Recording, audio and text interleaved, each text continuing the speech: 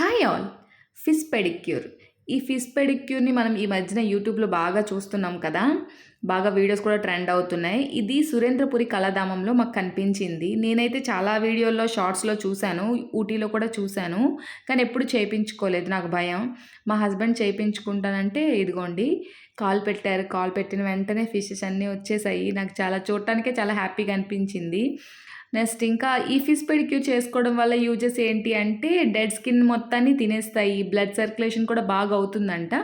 So, దీనివల్ల benefits ఉన్నాయి కాబట్టి చాలామంది చేయించుకుంటున్నారు. ఎలాగుంది ఫీలింగు? ఏం లేదు.